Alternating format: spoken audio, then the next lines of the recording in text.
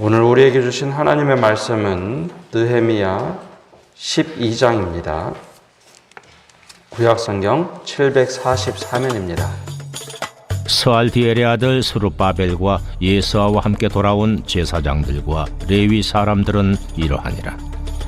제사장들은 스라야와 예레미야와 에스라와 아마랴와 말룩과 핫두스와 스가냐와 르흠과 무레못과 이또와 긴느도이와 아비야와 미야민과 마아디아와 빌가와 스마야와 요야립과 여다야와 살루와 아목과 힐기야와 여다야니, 이상은 예수와 때 제사장들과 그들의 형제의 지도자들이었느니라. 레위 사람들은 예수아와 빈누이와 간미엘과 세레비아와 유다와 마따냐니, 이 마따냐는 그의 형제와 함께 찬송하는 일을 맡았고, 또 그들의 형제 박부기아와 운노는 직무를 따라 그들의 맞은편에 있으며, 예수아는 요아김을 낳고, 요아김은 엘리야십을 낳고, 엘리야십은 요야다를 낳고, 요야다는 요나단을 낳고, 요나단은 얏두아를 낳았느니라.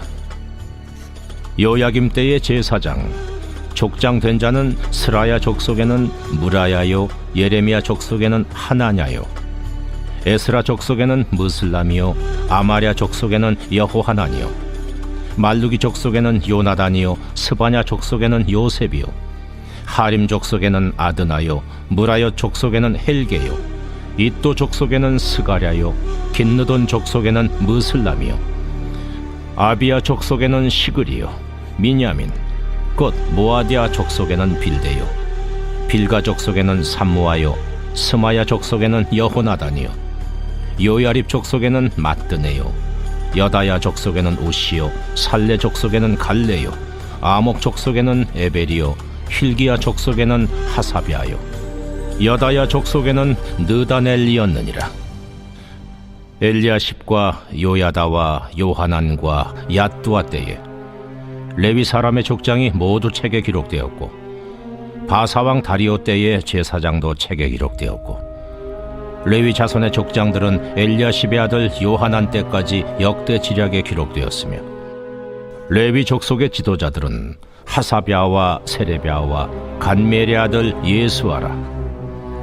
그들은 그들의 형제의 맞은편에 있어 하나님의 사람 다윗의 명령대로 순서를 따라 주를 찬양하며 감사하고, 마따냐와 박부기아와 오바디아와 무슬람과 달몬과 악굽은 다 문지기로서 순서대로 문안의 곡간을 파수하였나니, 이상의 모든 사람들은 요사닥의 손자 예수아의 아들 요야김과 총독 느헤미야와 제사장 겸 학사 에스라 때에 있었느니라.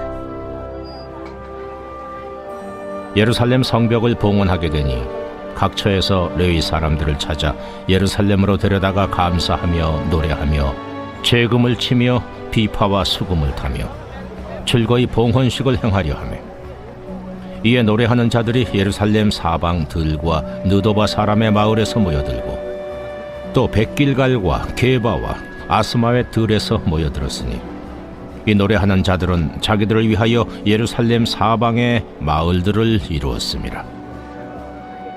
제사장들과 레위 사람들이 몸을 정결하게 하고, 또 백성과 성문과 성벽을 정결하게 하니라. 이에 내가 유다의 방백들을 성벽 위에 오르게 하고, 또 감사 찬송하는 자의 큰 무리를 둘로 나누어 성벽 위로 대오를 지어 가게 하였는데, 한 무리는 오른쪽으로 분문을 향하여 가게 하니, 그들의 뒤를 따르는 자는 호세야와 유다 지도자의 절반이요, 또 아사랴와 에스라와 무슬람과 유다와 베냐민과 스마야와 예레미야이며, 또 제사장들의 자손 몇 사람이 나팔을 잡았으니, 요나단의 아들 스마야의 손자 마따냐의 증손 미가야의 현손 삭굴의 5대손 아삽의 6대손 스가랴와 그의 형제들인 스마야와 아사렐과 밀랄레와 길랄레와 마에와 느다넬과 유다와 하나니라. 다 하나님의 사람 다윗의 악기를 잡았고, 학사 에스라가 앞서서 샘문으로 전진하여 성벽으로 올라가는 곳에 이르러 다윗성의 층계로 올라가서 다윗의 공 윗길에서 동쪽으로 향하여 수문에 이르렀고, 감사 찬송하는 다른 무리는 왼쪽으로 행진하는데 내가 백성의 절반과 더불어 그 뒤를 따라 성벽 위로 가서 화덕망대 윗길로 성벽 넓은 곳에 이르고, 에브라임 문이로 옛문과 어문과 하나넬 망대와 한메아 망대를 지나 양문에 이르러 감옥문에 멈추매, 이에 감사 찬송하는 두 무리가 하나님의 전에 섰고, 또 나와 민장의 절반도 함께하였고, 제사장 엘리야김과 마세야와 미냐민과 미가야와 엘요에네와 스가랴와 하나냐는 다 나팔을 잡았고, 또 마세야와 스마야와 엘라살과 우시와 여호하난과 말기야와 엘람과 에셀이 함께 있으며, 노래하는 자는 크게 찬송하였는데 그 감독은 예스라히야라. 이날에 무리가 큰 제사를 드리고 심히 즐거워하였으니 이는 하나님이 크게 즐거워하게 하셨습니다. 부녀와 어린아이도 즐거워하였으므로 예루살렘이 즐거워하는 소리가 멀리 들렸느니라. 그날에 사람을 세워 곡간을 맡기고 제사장들과 레위 사람들에게 돌릴 것, 곧 율법에 정한 대로 거제물과 처음 익은 것과 11조를 모든 성읍밭에서 거두어 이 곡간에 쌓게 하였느니, 이는 유다 사람이 섬기는 제사장들과 레위 사람들로 말미암아 즐거워하기 때문이라. 그들은 하나님을 섬기는 일과 결례의 일을 힘썼으며 노래하는 자들과 문지기들도 그러하여 모두 다윗과 그의 아들 솔로몬의 명령을 따라 행하였으니, 옛적 다윗과 아삽의 때에는 노래하는 자의 지도자가 있어서 하나님께 찬송하는 노래와 감사하는 노래를 하였음이며, 스룹바벨 때와 느헤미야 때에는 온 이스라엘이 노래하는 자들과 문지기들에게 날마다 쓸 몫을 주되, 그들이 성별한 것을 레위 사람들에게 주고 레위 사람들은 그것을 또 성별하여 아론 자손에게 주었느니라. 오늘도 주님의 평강이 우리와 함께하기를 소망합니다. 오늘 말씀은 크게 두 부분으로 나누어집니다. 앞부분 25절까지 명단들이 나오고요. 이후부터는 성벽 봉헌식 하는 모습들이 나옵니다. 오늘 이 두 가지 나눠서 한번 말씀을 보려고 합니다. 지금도 여전히 있지만 한국의 대표적인 찬양 모임들이 있었는데요. 그 중에 예수전도단이라는 선교단체에서 모임하는 화요 모임이라는 찬양 집회가 있습니다. 그곳에 가면 몇백 명, 때로는 보통 이제 수천 명의 젊은이들이 모여서 찬양을 하는데, 마지막 시간쯤이 되면 선교단체 정체성을 좀 확인하기 위해서 선교사님들을 소개하는 시간들이 있습니다. 그곳에 온 선교사님들을 앞에 불러서 찬양을 불러줍니다. 그때 부르는 찬양이 이런 찬양입니다. 세상이 당신을 모른다 하여도 주님은 그 이름 마음에 새겼네. 세상이 주 이름 모른다 하기에 오늘도 그 이름 열방에 새기리. 이 찬양의 가사가 이런 내용입니다. 사람들이 몰라도 하나님께서 당신의 마음을 마음속에 가지고 있습니다. 당신은 세상에 주님의 이름을 선포하십시오. 보통 무명의 선교사들이 그곳에 참 많이 옵니다. 평생 이름도 빛도 없이 열심히 사역하고 있는 선교사들을 불러서 축복해 주죠. 그러면 대부분 선교사님들이 울컥하는 마음을 갖게 됩니다. 이것과 마찬가지로 오늘 말씀에 보면 이름도 없이 빛도 없이 수많은 사람들이 섬겨갔던 모습들을 오늘 말씀에 보여주고 있습니다. 이름도 빛도 없이 섬겼던 사람들은 바로 이제 포로기에서 사역하다가 1차, 2차, 3차에 돌아왔던 사람들입니다. 자신들이 어떤 보상을 받기 위해서 온 것도 아니고, 포로지에서 살던 사람들이 하나님께서 허락하신 때에, 특히 고레스 칙령을 계기로 고향으로 돌아갈 수 있다. 그 말 한마디 듣고 고향으로 돌아가게 되죠.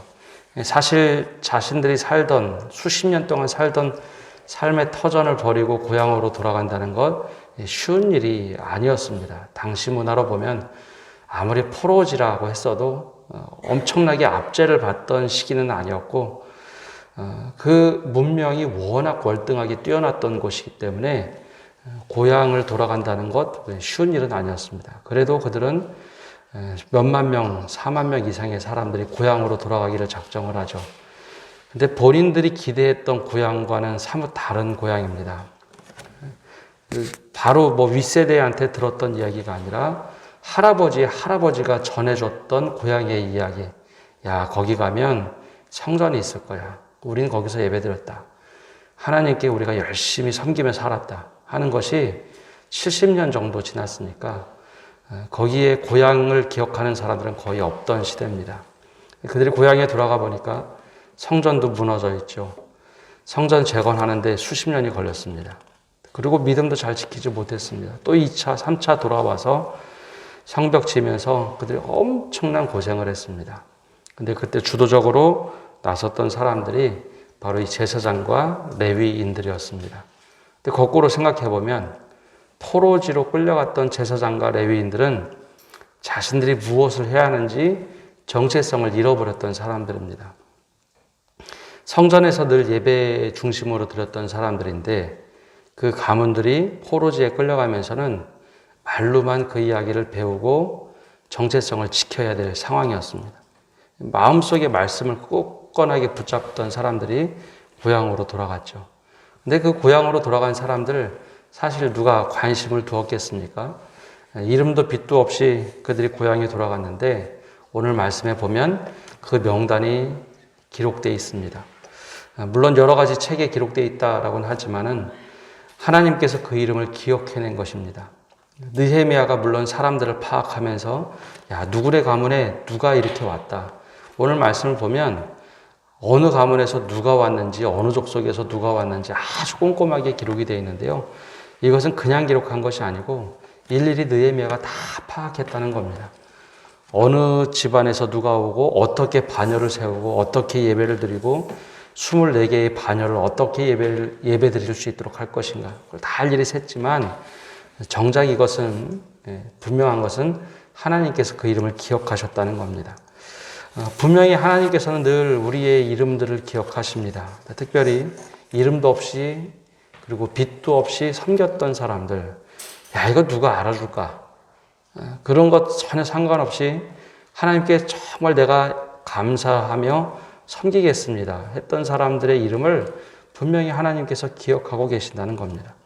오늘 말씀에는 포로지에서 돌아왔던 제사장들과 레위 사람들 이름을 기억하고 있습니다. 하나님께서 절대 잊지 않습니다. 헌신하였던 사람들. 오늘 우리가 찬양 3절에 불렀던 것처럼 빛도 없이 이름도 없이 섬겼던 사람들 우리가 그렇게 섬기겠습니다. 때로는 속상할 때도 있는데요. 분명히 하나님께서 기억하신다는 것 우리가 잊지 말아야 합니다. 이 명단 공개한 후에 성벽 봉헌식 예배 준비가 나오는데요. 성벽이 왜 이렇게 중요했을까 하는 겁니다. 성벽 그냥 그것 세우면 되는데 성벽이 과연 어떤 의미가 있었을까요? 과거에는 이스라엘 백성들이 성벽을 따로 예루살렘 성벽을 세웠지만 그 성벽은 이스라엘 백성들이 함께 사는 곳에서 성벽이었고 이 지금 요번에 세웠던 성벽은 또 다른 의미가 있습니다. 원래 우리도 마찬가지인데요. 당시 구별돼서 산다는 것은 처음에는 보이지 않는 말씀의 울타리를 가지고 사는 것이었습니다. 아, 내가 이렇게 말씀 가운데 사는 거야. 그래서 이방인들과 우리는 다르다. 즉 가나안 땅에 살던 적과 꿀이 흐르는 가나안 땅에 살던 이스라엘 백성은 스스로 말씀의 울타리를 이렇게 쳐놓고 우리는 구별된 사람이야. 그 정체성을 가지고 살았습니다. 그런데 포로지에 끌려가고 여러 가지 막 섞여 살면서 이 정체성을 잃어버렸죠. 스스로 지켜내는 말씀이 없이는 살 수가 없는 사람들이 되었습니다. 근데 고향에 돌아와 보니 말씀도 사라졌고 눈에 보이는 성벽도 사라진 겁니다. 그래서 그들이 재건했던 것이 성벽입니다. 이 성벽은 단지 울타리 개념이 아니고 하나님 우리 이방인들과 구별돼서 살겠습니다.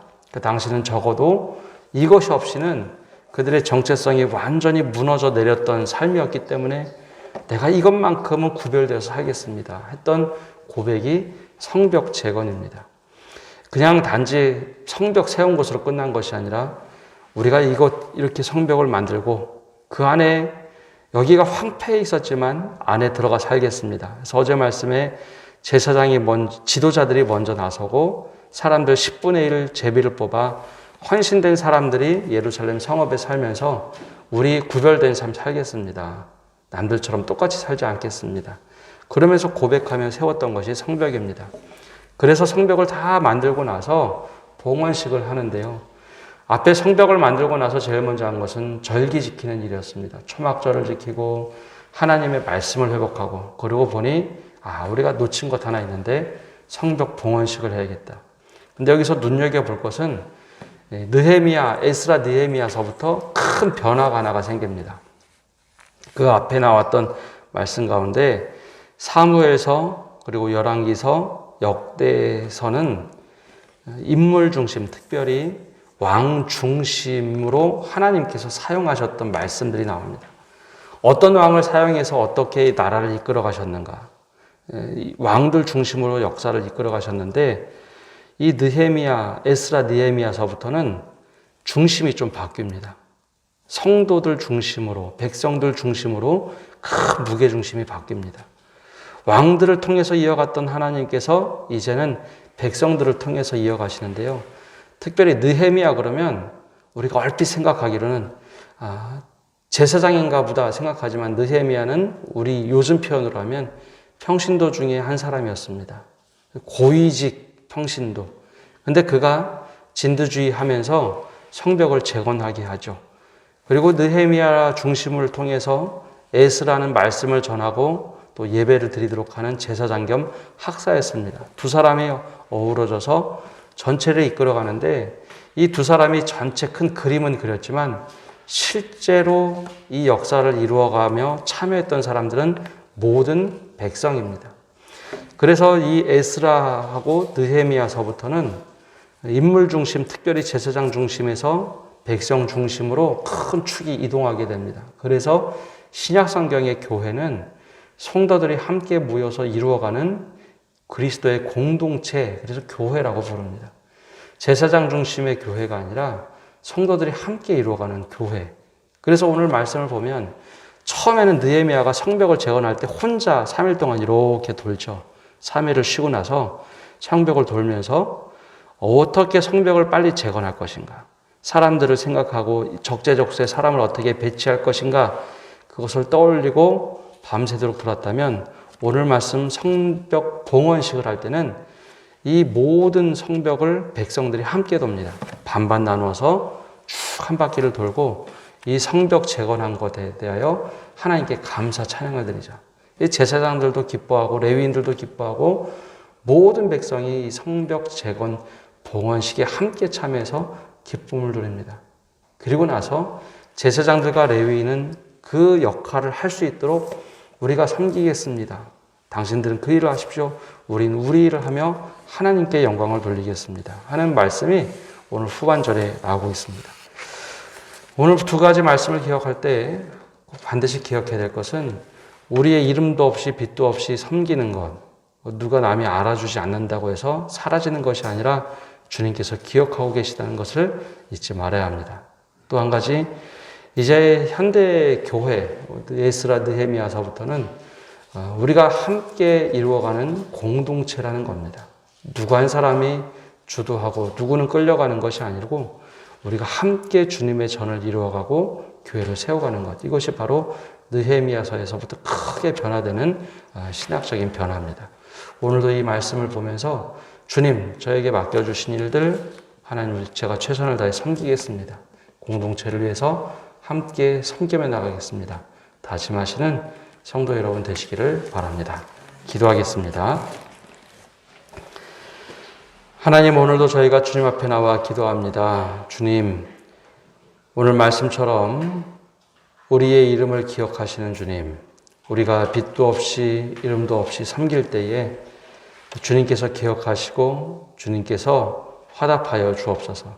그래야 우리 헌신이 하나님 땅에 떨어지지 않는 그 귀한 은혜 속에 들어가게 하여 주옵소서.